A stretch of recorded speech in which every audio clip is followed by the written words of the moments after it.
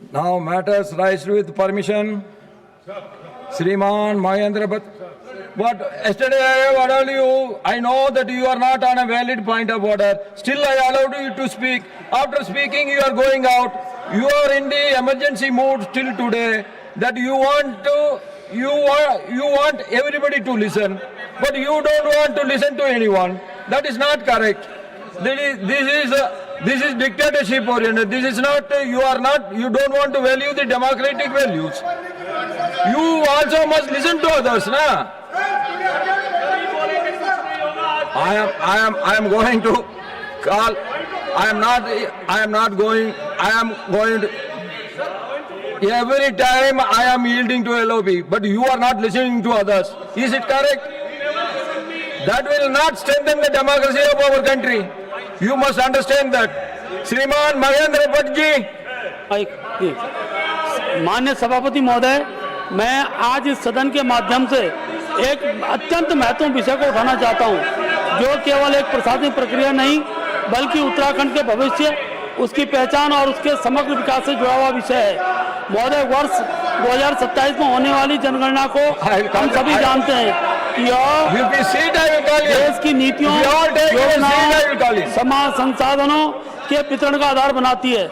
लेकिन विशेष रूप से यह आग्रह करना चाहता हूँ कि उत्तराखंड जैसे प्रत्येक राज्य में जनगणना को पारंपरिक तरीके से नहीं बल्कि अपनी गणना अपना गांव जैसे जन भागीदारी आधारित अभियान के रूप में संचालित किया जाए।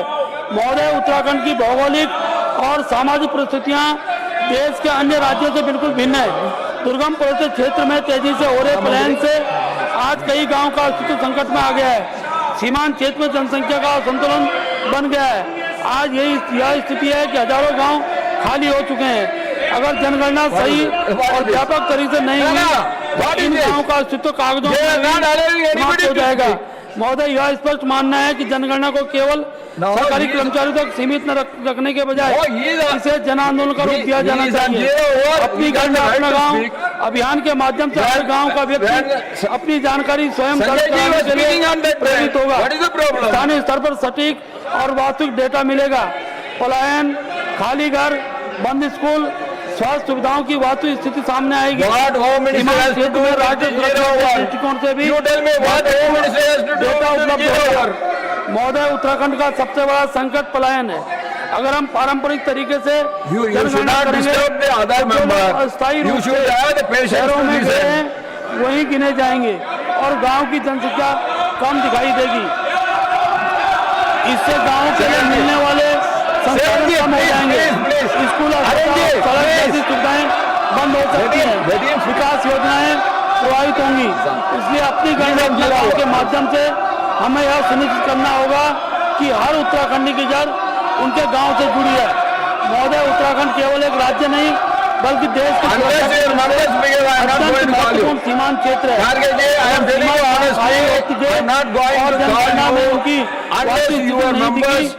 केवल विकास का नहीं बल्कि राष्ट्रीय सुरक्षा का विषय बन जाएगा। इसलिए यह आवश्यक है सीमांत गाँव के सटीक जनगणना हो, वहाँ की आबादी की योजनाओं की प्राथमिकता मिले, लोगों को गांव में रहने के लिए प्रोत्साहन मिले। महोदय, आज के डिजिटल युग में हम जनगणना को मोबाइल ऐप के द्वारा भी करा सकते हैं। ग्राम सभा आधारित सत्यापन स्थानीय स्वयंसेवकों की भागीदारी के माध्यम से और अधिक सशक्त बन सकता है। अपनी गणना अपना गांव अभियान इस दिशा में एक नवाचार साबित हो सकता है। महोदय, मैं केंद्र सरकार से नियुक्ति मांग करता हूं। नंबर 1, उत्तराखंड में 2027 की जनगणना को विशेष अभियान अपनी गणना अपने गाँव के रूप।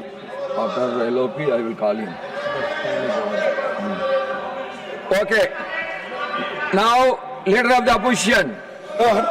Let him complete. I am coming back to you. Why you are shouting? Sir, हमने जो नोटिस दी उस नोटिस में क्या है, क्या नोटिस? वो बगैर नोटिस मेरी ये है, allegations relating to irregularities under which rule? Land acquisition 267 में No 267 please, no 267 transaction Shriman Pradeep Kumar Verma ji, exclamation no 267 please. This has been already said so many times. The ruling has been given. माननीय सभापति महोदय, मैं आपके माध्यम से केंद्र सरकार श्रीमान प्रदीप कुमार वर्मा जी माननीय सभापति महोदय, मैं आपके माध्यम से केंद्र सरकार का ध्यान झारखंड की राजधानी रांची स्थित केंद्रीय मनोचिकित्सा संस्थान CIP रांची के राष्ट्रीय महत्व का संस्थान आकर्षित करना चाहता हूं। महोदय, वर्ष 1918 में स्थापित CIP रांची देश के सबसे पुराने और प्रतिष्ठित मानसिक संस्थानों में से एक है। यह संस्थान मानसिक रोगों के उपचार के साथ साथ मनोचिकित्सा, नैदानिक मनोविज्ञान, मनोचिकित्सकीय सामाजिक कार्य, नर्सिंग प्रशिक्षण, पुनर्वास, तंत्रिका विज्ञान महत्वपूर्ण सेवाएं प्रदान कर रहा है। 108 वर्ष पुराना यह संस्थान प्रत्येक वर्ष लाखों संख्या में रोगियों का उपचार करता है, जिनमें से अधिकतर आर्थिक रूप से पिछड़े वर्ग से संबंधित होते हैं। महोदय, mental state of the world report 2022 के हिसाब से भी देखा जाए तो भारत में 30% से ज्यादा लोग मेंटली डिस्ट्रेस्ड पॉपुलेशन के रूप में चिन्हित किए गए। महोदय, राष्ट्रीय आपराधिक रिकॉर्ड ब्यूरो के accidental deaths and suicides in India 2024 की रिपोर्ट को देखा जाए तो देश में 2017 में 1,29,000, 2018 में 1,34,000, 2019 में 1,39,000 सुसाइड तक प्रतिवर्ष पहुंच गया है। प्रतिवर्ष इतनी बड़ी संख्या में देश में मेंटली डिस्ट्रेस्ड होकर के लोग सुसाइड कर रहे हैं। ऐसे में CIP रांची जैसे संस्थानों का महत्व बहुत बढ़ जाता है। स्वास्थ्य एवं परिवार कल्याण संबंधी विभागीय संसदीय स्थायी समिति ने भी अपनी 148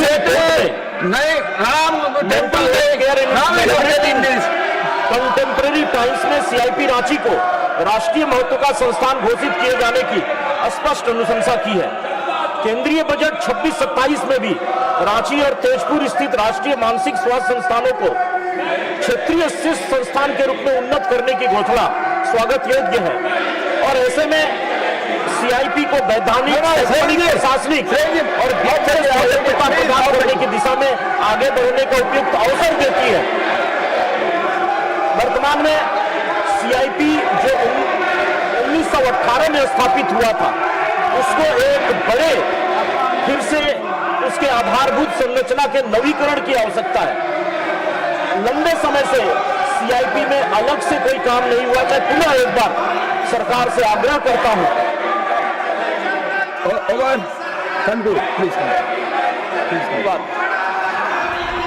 Now, Minister, Honorable Minister श्रीमान शिवराज सिंह चौहान जी। माननीय सभापति महोदय, प्रतिपक्ष सड़क छाप राजनीति सदन में कर रहा है। माननीय सभापति महोदय, मंत्री के रूप में मैं सदन में उपस्थित हूं, सरकार के मंत्री के रूप में, लेकिन यह सड़क छाप राजनीति की जा रही है। सदन की गरिमा के साथ खिलवाड़ किया जा रहा है, लोकतंत्र की धज्जियां उड़ाई जा रही है, संविधान को तार तार किया जा रहा है। माननीय सभापति महोदय, ये प्रतिपक्ष केवल अराजकता फैलाना चाहता है, हंगामा खड़ा करना चाहता है। चर्चा से इनको कोई लेना देना नहीं है। हम इनकी घोर निंदा करते हैं। माननीय सभापति महोदय, हर बात में हंगामा करना, हुल्लड़ भगाना, सड़क छाप राजनीति करना और सदन की गरिमा को तार तार करना, ये इनका स्वभाव हो गया है। देश इनको देख रहा है और देश की जनता इनको कभी माफ नहीं करेगी। माननीय सभापति महोदय, नाउ श्रीमान रायगा कृष्णैया जी। Respected Chairman, it is near. I am the backward classes OBC were provided reservations in employment, education and local body election. But there is no reservations in assembly and parliament elections to OBCs. This is the gross injustice done to the backward. Even our social brothers, social indicator brothers, SC/STs were provided reservations. Even Mahila in women bill also recently asked providing the reservation. but BCs were denied the due share in democratic setup. Recently, since 1996, the AP government, Telangana government, several times passed a resolution in assembly demanding to provide reservations to backward classes in assembly and parliament elections, and sent to the central government. BCs were provided. It is the fundamental basic democracy. Democracy Now to zero over, no point of order. in governance to all social communities. If the poor are not given their due share in governance, the purpose of democracy is meaningless. Reservations to BCs in legislative bodies are democratic constitutional right. Depriving these amount to violation of women rights. Out of 29 states, 11 states are not entered a single MP from the into Lok Sabha. Among the 2646 BC, OBC communities, about 2,550 communities not enter into Lok Sabha. Similarly, 56% population BCs does not have at least 14% representation in any parliament election in a democratic nation. 78 the rural caste war. You have to listen to others. Which the nation wealth are not provided with minimum political representation. Social setup in our country is fundamentally built on caste system. Unless the caste get their due share in political power, country cannot become a real democratic republic. Reservations in political provide gateway to power to BCs. Power gives them respect, confidence, acceptance, and improve the social, remove the social there is no point of and order. improve the economic development. The present Sanjay ji, social this is economic zero or no point of order. Please society wait. has designed against the interest of backward classes. To change the present setup, it is essential to give due share to BCs in legislative bodies. Therefore, providing them democratic share, it is earnest prayer to provide 50% reservation to backward classes. मंदिर के लुटेरे, राम मंदिर के लुटेरे, Point up. 50% political reservation And to now BCs Shriman and Manan Kumar Mishra ji. like Mahila. श्रीमान मनन कुमार मिश्रा जी, अरे वकीलों की बात है, थोड़ा तो सुन लीजिए विरोधियों। माननीय सभापति जी, please attend to the chair. अधिवक्ता सुरक्षा अधिनियम एडवोकेट प्रोटेक्शन एक्ट वकीलों की बहुत पुरानी मांग है। वकील समाज में एक बहुत महत्वपूर्ण काम करता है। अपनी जान जोखिम में रख के, परिवार का जान जोखिम में रख के लोगों के अधिकारों की सुरक्षा, लोगों के हितों की सुरक्षा करना और दुर्दांत अपराधियों से उनके विरुद्ध अपीयर होना कोर्ट में, और इसके लिए आप समझिए कि कितनी धमकियां मिलती हैं। हजारों हजार अधिवक्ताओं की हर साल हत्याएं हो रही हैं, उन पर आक्रमण किए जाते हैं, उनको घायल किया जाता है। महाशय, हमारी मांग है कि अधिवक्ताओं को मरणोपरांत उनके परिवार को मुआवजा दिया जाए members और speech उनको on उचित special सुरक्षा दी जाए। matters raised with the permission. Sir, we need protection plus compensation. We need protection from false cases, malicious FIRs, protection from criminals set up by clients or the accused persons, dreaded criminals, anti-social elements whom advocates are opposing in course. Now, no FIR, no complaint against any advocate without a preliminary inquiry by the session judge about the prima facie genuineness of that FIR or complaint, or without sanction of the State Bar Council. Heavy compensation for murder or assault on advocates. Trial of culprits against advocates by a special fast-track courts. Adequate police protection to the advocates or their families where there are threat to their lives or properties.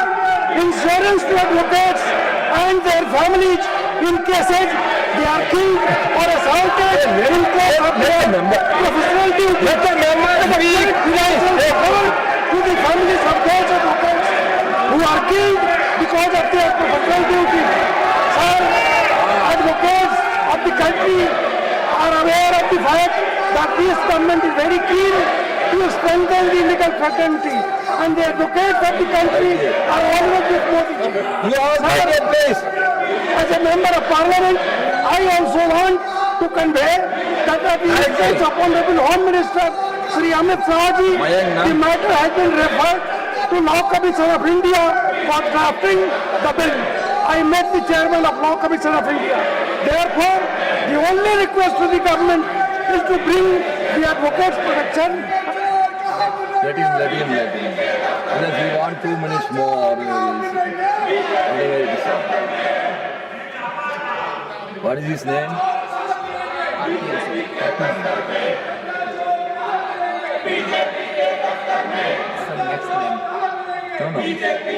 Let him continue.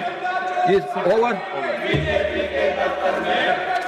The House stands adjourned to meet at 11 a.m. on Monday, 3rd August 2026.